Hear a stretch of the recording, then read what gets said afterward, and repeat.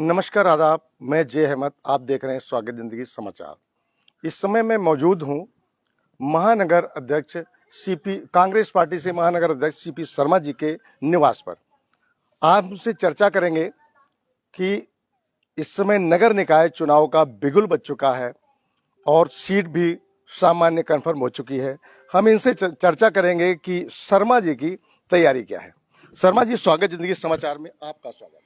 बहुत बहुत धन्यवाद जमील भाई, आपके चैनल का हम शुक्रिया अदा करते हैं और आप हमारे कार्यालय पर पहुंचे, आपका स्वागत है।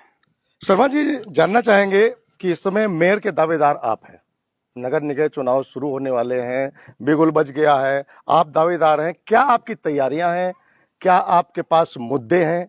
जनता के कौन कौन से ऐसे मुद्दे हैं जिनको लेकर के आप मेयर बनना चाह रहे हैं? देखिए, नगर निगम चुनाव की घोषणा हो चुकी है और संभवतः सामान्य सीट हुई है। बहुत खुशी की बात है और शहर के तमाम लोगों के लिए खुशियों की बात है कि जो बहुत दिन से इंतजार कर रहे थे कि सामान्य सीट होए और हम भी दावेदारी पेश करें, तो सबके लिए एक मौका है इस शहर की सेवा करने के लिए।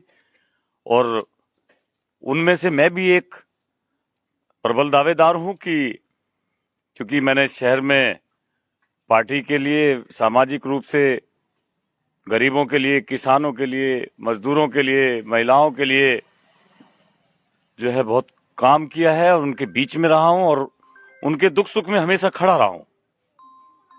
तो आज मैंने भी अपना दावेदारी पेश की है और निश्चित रूप से कांग्रेस पार्टी के और भी कई दावेदार हमारे साथ हैं। पार्टी हाईकमान जिस पर भी भरोसा करेगी, जिसको भी टिकट मिलेगा, उसको पूरे मजबूती से चुनाव लड़ाने का काम किया जाएगा। क्योंकि मेरे पास नगर अध्यक्ष का पद भी है, तो मेरी और भी जिम्मेदारी है इसके साथ में। अगर मुझे टिकट मिलता है तो चुनाव लड़ूंगा और सबका साथ लेकर लड़ूंगा। अगर किसी दूसरे व्यक्ति को टिकट मिलेगा तो पूरी ताकत से मैं चुनाव लड़ाने का काम करूंगा। शर्मा जी, जानना चाहेंगे कि आपकी कांग्रेस पार्टी में इस समय जो खींचातानी का मामला कुछ रहा है पहले से, अब स्थिति क्या है? आप लोग एकजुट नहीं दिख रहे हैं और कैसे एकजुट होंगे? कैसे आप चुनाव लड़ेंगे? क्या कहना चाहेंगे इस पर?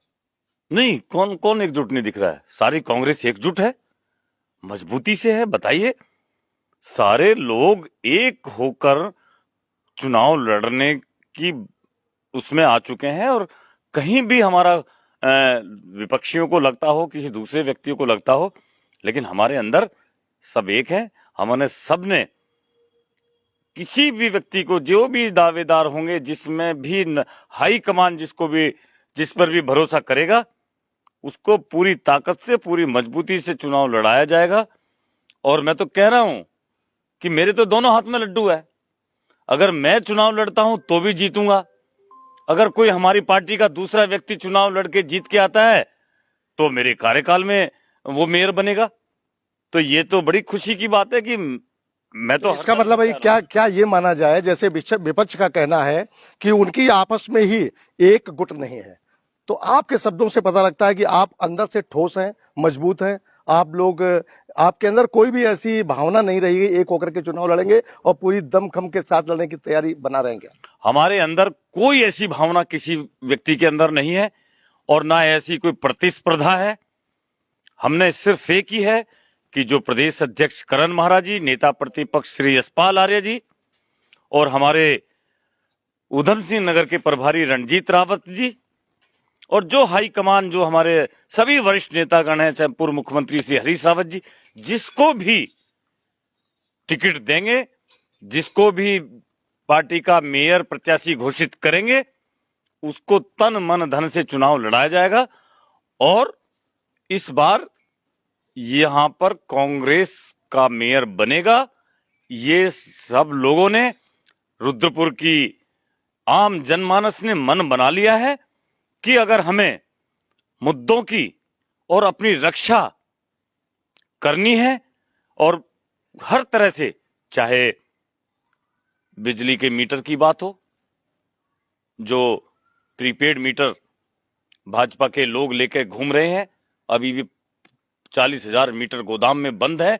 जैसे ही निगम के चुनाव संपन्न होंगे वो तुरंत लगने चालू हो जाएंगे। और यही एक चीज है कि कांग्रेस का मेयर होगा, 1 मीटर रुद्रपुर में प्रीपेड को लगने नहीं देगा, चाहे उसके लिए हमें किसी भी स्तर तक कोई भी संघर्ष करना पड़े। भाजपा के लिए तो आसान है क्योंकि भाजपा की सरकार है, ये तो इन्हीं का करा हुआ है। मालिकाना हक का मामला हो, नजूल पर बिजली के मीटर का मामला हो, कल्याणी नदी का मामला हो, शहर की सफाई व्यवस्था का हो, मलिन बस्तियों को जो अनदेखा किया गया है, वो बदला लेने का वक्त अब आया है। वो जो उनकी उपेक्षा हुई है, उनको छला गया है, उनके हिस्से का पैसा दूसरी बस्तियों में लगाया गया है।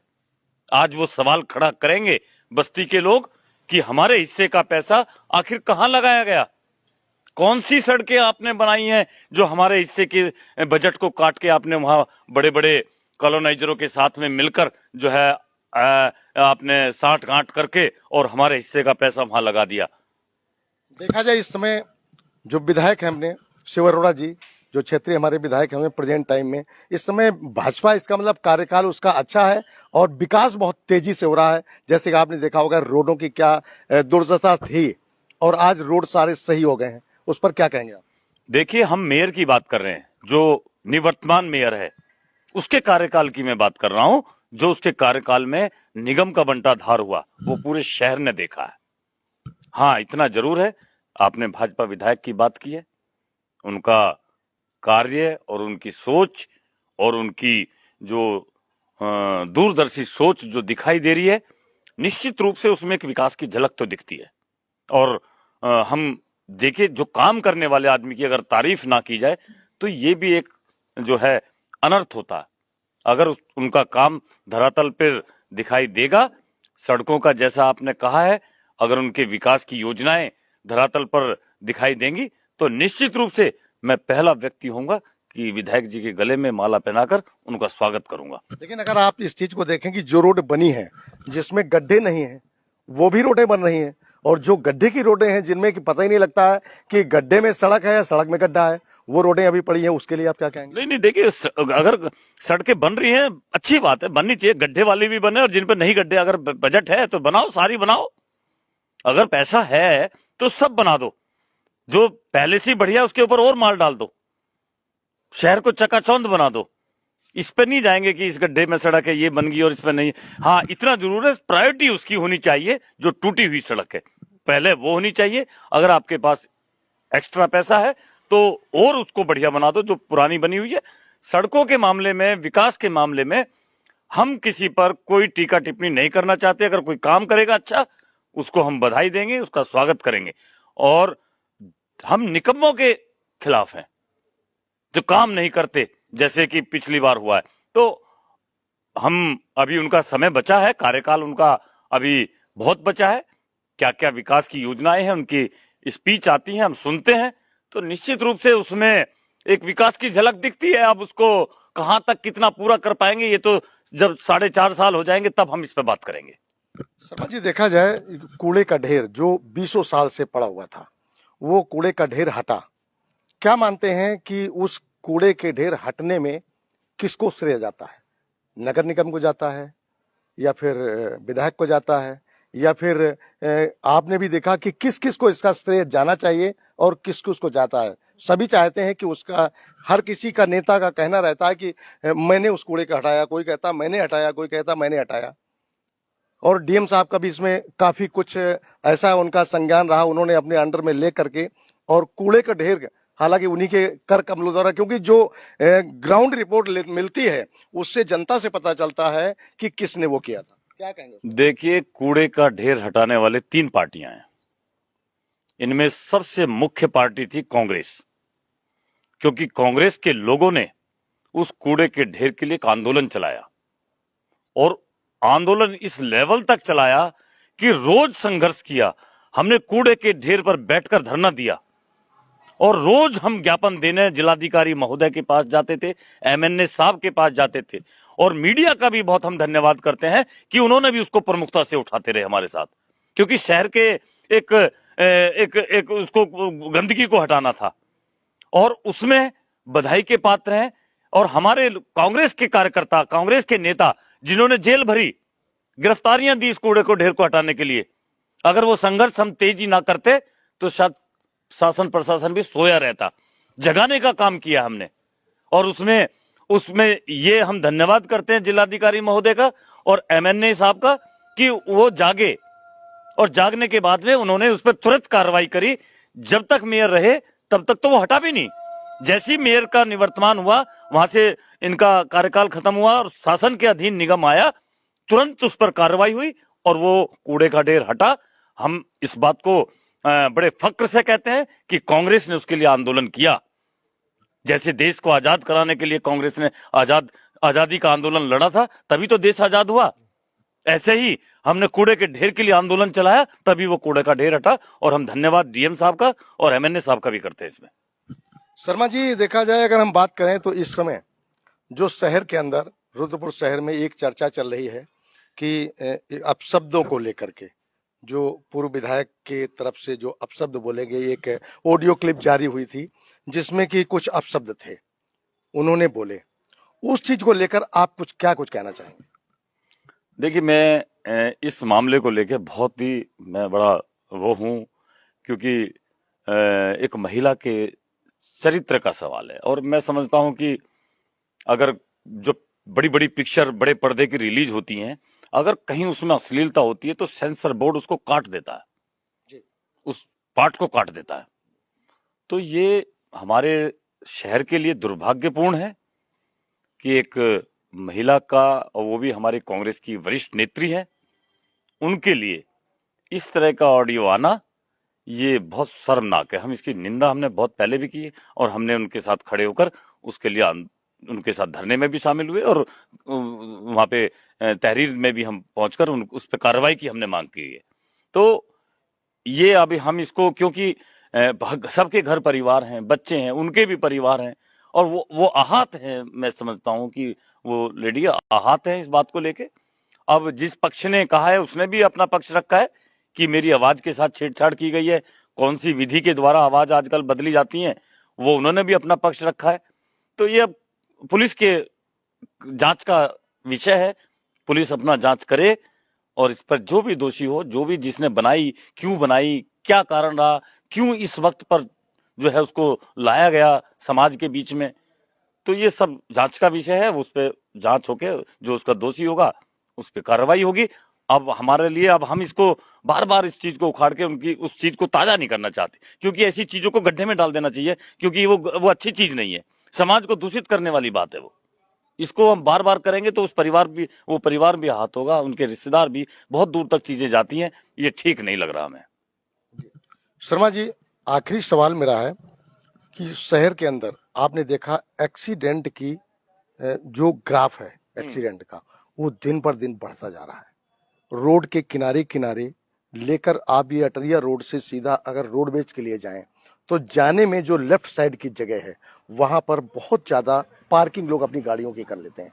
ऐसे एक्सीडेंट लगातार होते जा रहे हैं, तो इसके लिए आप क्या कहेंगे? दूसरी बात, एक अभी जो रोडवेज से आगे जो पार्किंग बनाई गई है, अभी उसका कल उद्घाटन किया है अरोड़ा जी ने, तो उसको आप, उस पार्किंग को लेकर क्या कहेंगे? वो अस्थायी है और दूसरी पार्किंग कहाँ होनी चाहिए या नहीं है और एक्सीडेंट होते जा रहे हैं, इस पर आप क्या कहेंगे?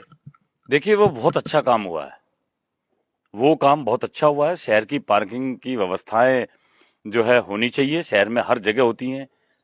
सुलभ शौचालय अच्छे होने चाहिए, शहर की पार्किंग व्यवस्था अच्छी होनी चाहिए, पीने की जगह जगह पानी की सुविधा, शुद्ध पानी की व्यवस्था होनी चाहिए। ये सब निगम के कार्य हैं और इनसे हमारा शहर बहुत कोसों दूर था, कुछ नहीं था।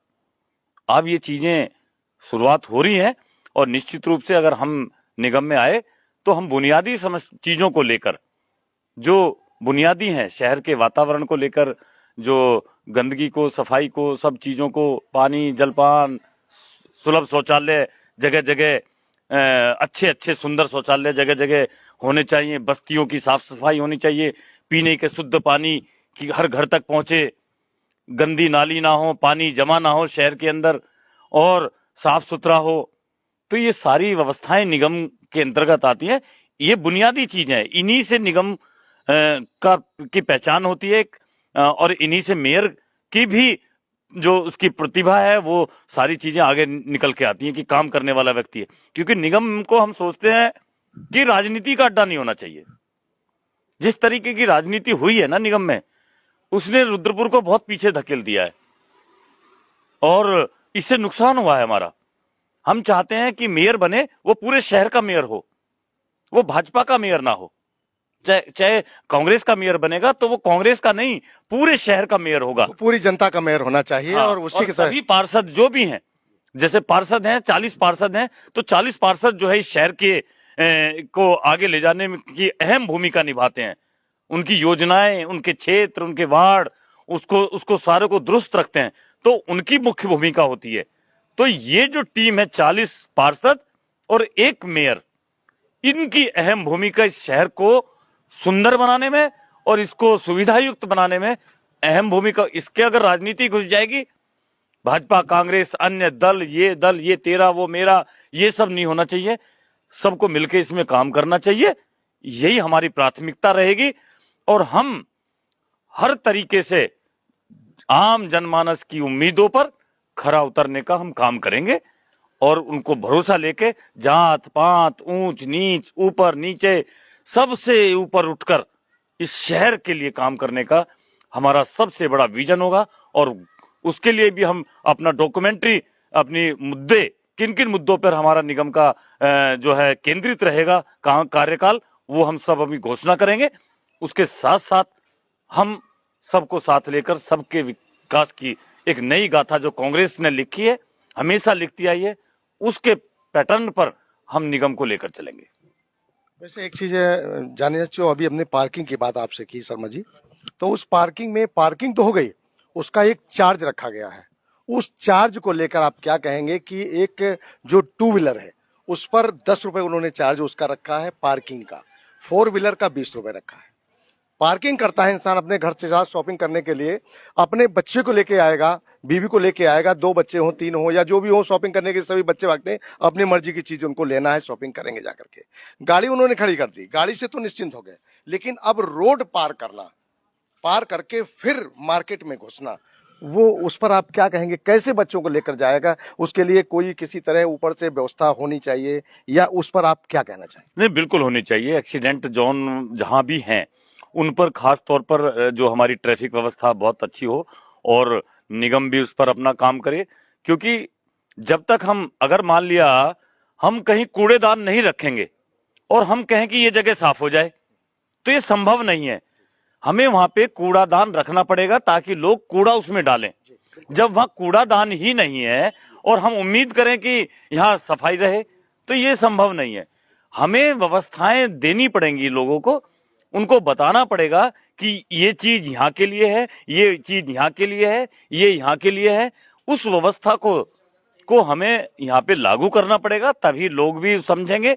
और अपना शहर को सुंदर बनाने का सपना हर किसी का होता है।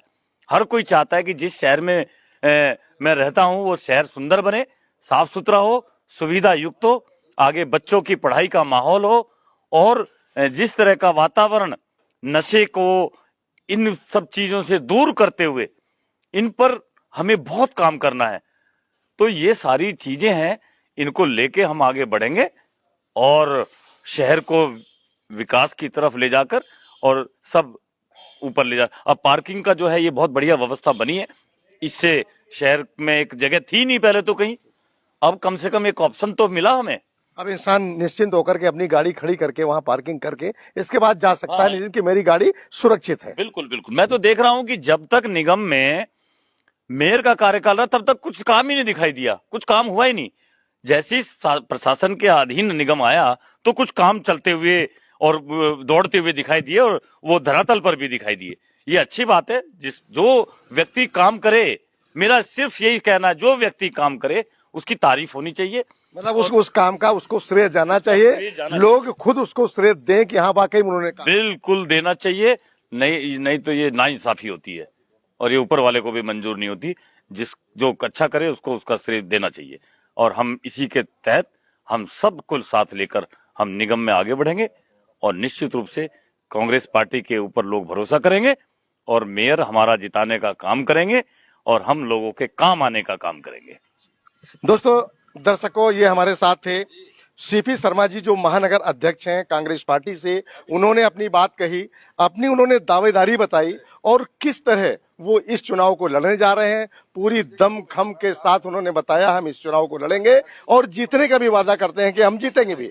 तो इस वीडियो को आप ज्यादा से ज्यादा शेयर करें ताकि लोग देखें कि आज जो शर्मा जी बात कर रहे हैं, आने वाले कल में अगर मेयर बनते हैं तो क्या इनकी जो आज की बातें हैं, ये बातें क्या उसी तरह रहेंगी, इनको वही सराहना मिलेगी।